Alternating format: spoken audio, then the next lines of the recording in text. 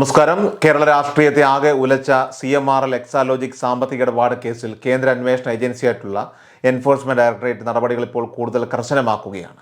മുൻ മുഖ്യമന്ത്രി പിണറായി വിജയന്റെ മരുമകനും മുൻ പൊതുമരാമത്ത് വകുപ്പ് മന്ത്രിയുമായിട്ടുള്ള PM മുഹമ്മദ് റിയാസിലേക്ക് കൂടി അന്വേഷണത്തിന്റെ പരിധി വ്യാപിപ്പിക്കാനാണ് EDയുടെ നിലവിലത്തെ നീക്കം.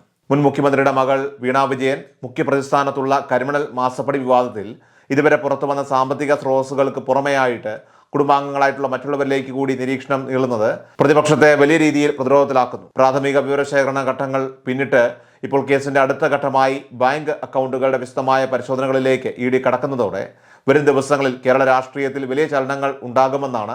ഈ തുകയുടെ ഒരു ഭാഗം ഏതെങ്കിലും തരത്തിൽ മുഹമ്മദ് റിയാസിന്റെ വ്യക്തിഗത ബാങ്ക് അക്കൗണ്ടുകളിലേക്കോ അല്ലെങ്കിൽ അദ്ദേഹവുമായിട്ട് ബന്ധപ്പെട്ട മറ്റ് സ്ഥാപനങ്ങളിലേക്കോ കൈമാറ്റം ചെയ്യപ്പെട്ടിട്ടുണ്ടോ എന്നാണ് അന്വേഷണ സംഘം പ്രധാനമായിട്ടും ഇവിടെ പരിശോധിക്കുന്നത്. രാഷ്ട്രീയ നേതാക്കളുടെയൊക്കെ തന്നെ സാമ്പത്തിക ഇടപാടുകൾ പലപ്പോഴും നേരിട്ടുള്ള അക്കൗണ്ടുകൾ വഴിയാകാൻ സാധ്യത കുറവാണെന്നിരിക്കെ സങ്കീർണമായിട്ടുള്ള ഡിജിറ്റൽ ഇടപാടുകളുടെയും ബാങ്ക് രേഖകളുടെയും ഒക്കെ തന്നെ ശാസ്ത്രീയമായ പരിശോധനയാണ് ED ഇവിടെ ഇപ്പോൾ നടത്തി വരുന്നത്. മുൻപ് റിയാസുമായി ബന്ധപ്പെട്ട ഇടങ്ങളിൽ നടന്ന പരിശോധനകളിൽ നിന്ന് ശേഖരിച്ച നിർണായക വിവരങ്ങളുടെയൊക്കെ തന്നെ അടിസ്ഥാനത്തിലാണ് ഈ സാമ്പത്തിക സ്രോതസ്സ് കേന്ദ്രീകരിച്ചുള്ള അന്വേഷണം ഇപ്പോൾ നടക്കുന്നത്.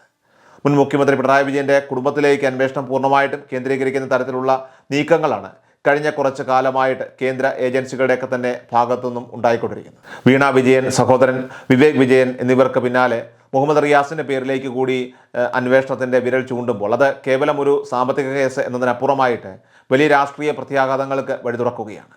2021 നിയമസഭാ തെരഞ്ഞെടുപ്പിന് തൊട്ട് മുൻപുള്ള കാലയളവിലാണ് മുഹമ്മദ് റിയാസ് പിണറായി വിജയന്റെ കുടുംബത്തിന്റെ ഭാഗമാകുന്നതും തൊട്ടു പിന്നാലെ പാർട്ടിയിലും മന്ത്രിസഭയിലും നിർണായക പദവികളിലേക്ക് ഉയർത്തപ്പെടുന്നത്. എന്നാൽ ഈ കാലയളവിൽ തന്നെയാണ് അദ്ദേഹത്തിന്റെ ഭാര്യയുടെ ഉടമസ്ഥതയിലുള്ള കമ്പനിക്കെതിരെയുള്ള കരിമണൽ സാമ്പത്തിക ഇടപാട് വിവരങ്ങളൊക്കെ തന്നെ പുറത്തു വരുന്നത്.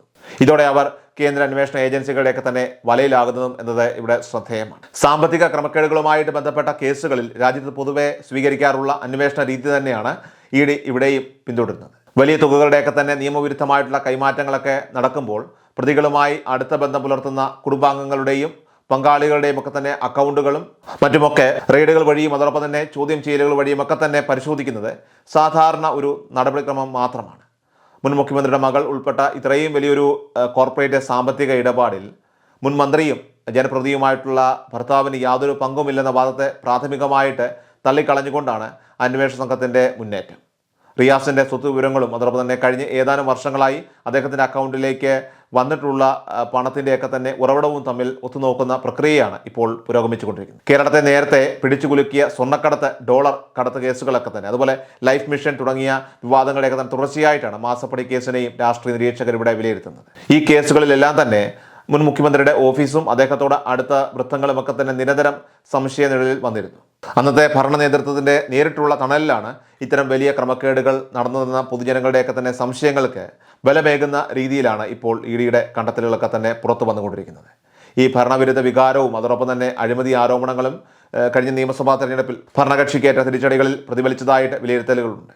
തങ്ങൾക്കെതിരെയുള്ള കേന്ദ്ര ഏജൻസികളുടെ നീക്കങ്ങളെ രാഷ്ട്രീയ പ്രേരിതമെന്ന് പറഞ്ഞുകൊണ്ട് പ്രതിരോധിക്കാൻ പാർട്ടി ശ്രമിക്കുന്നുണ്ടെങ്കിലും സാമ്പത്തിക തെളിവുകൾക്ക് മുന്നിൽ ഇത് എത്രത്തോളം ഫലപ്രദമാകുമെന്നത് തീർച്ചയായിട്ടും കണ്ടറിയേണ്ടതായിട്ടുണ്ട്.